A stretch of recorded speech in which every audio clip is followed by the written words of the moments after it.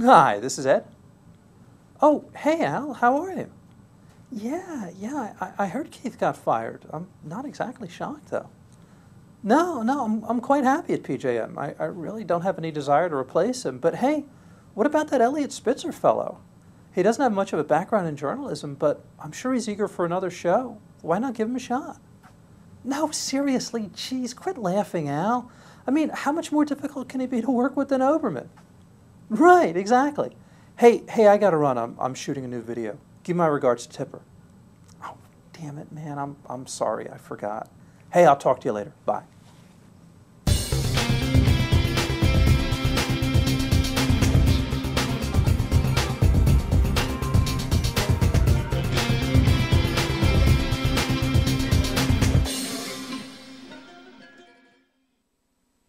Hi, this is Ed Driscoll. Welcome to Silicon Graffiti. The month of March will go down in history as one of the worst ever for President Obama.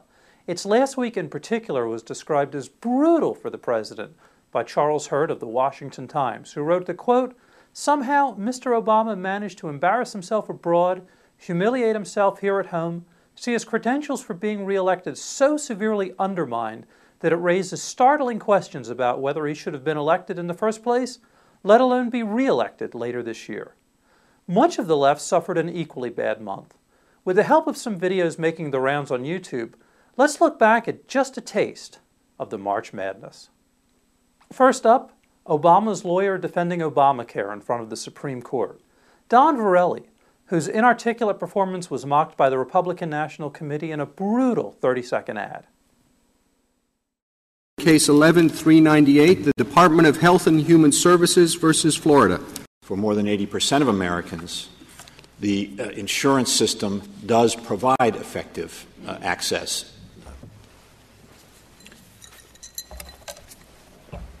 Excuse me. Because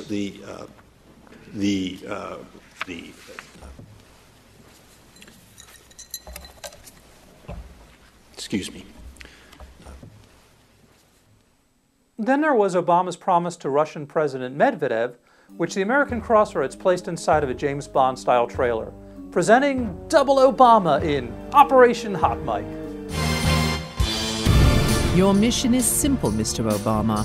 Win one last election to gain unchecked flexibility, weaken our defenses, and fundamentally transform the world. Dmitry will transmit the information. I transmit this information to Vladimir and Medvedev. Starring Barack Obama as President Flexible, Dmitry Medvedev as Dr. Transmitkov, and Vladimir Putin as himself. After my election, I am more flexible.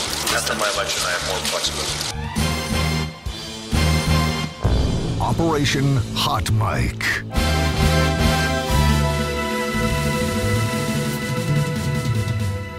If Medvedev and Vladimir Putin love Obama, neither party in Congress is currently sharing the affection, as Obama's budget went down in March to defeat 0 to 414. Ouch. And if Obama's budget went down to ignominious bipartisan defeat, gas prices are going up, up, up. And that's just the way the president wants it, as does the MSM. Just ask Tom Brokaw of NBC. Let's talk for a moment about consumer responsibility when it comes to the auto industry. As soon as gas prices began to drop, consumers moved back to the larger cars once again, to SUVs and the big gas consumers. Right. Why not take this opportunity to put a tax on gasoline, bump it back up to $4 a gallon, where people were prepared to pay for that, and use that revenue for alternative energy and as a signal to the consumers those days are gone? Speaking of NBC, it's been a bad couple of weeks for both the network and its alumni. On Friday, April 6th, an NBC producer, as of the time we're assembling this video, still unnamed, was fired by the network for this deceptive edit of the 9/11 call Florida resident George Zimmerman made. So we're here in PJTV's edit bay to demonstrate the steps necessary to show this wasn't just a mere slip of the finger or an accident. You have to be deliberate in your actions to make this kind of edit. So we've got George Zimmerman's audio lined up on what we call the timeline. This guy looks like he's up to no good, In order to recreate the NBC edit, we find the in and out points. or he's on drugs or something. It's raining and he's just walking around looking about. Okay, and this guy, is he white, black, or Hispanic? And delete the selection. So to help cover the edit's tracks, we're going to add an audio crossfade. Okay, so now we're going to play the edited piece of audio with the crossfade in place, and you can hear what NBC played. This guy looks like he's up to no good, or he looks black. Did you see what he was wearing? Yeah, a dark hoodie. And that's how you make a 911 call look racist. It's entirely possible that Zimmerman could well be judged with a crime, but that's for a court of law to decide, not for a TV producer in an editing bay like this one. Fortunately, though, to lighten up a grim month, Keith Olbermann, formerly of NBC and MSNBC, was fired by Al Gore's Current TV at the end of the month, and both parties are countersuing each other, producing court briefs that are written for public consumption by their fellow journalists, and I urge you to read them both. Pop plenty of popcorn before you do, and enjoy the Schadenfreude night fever.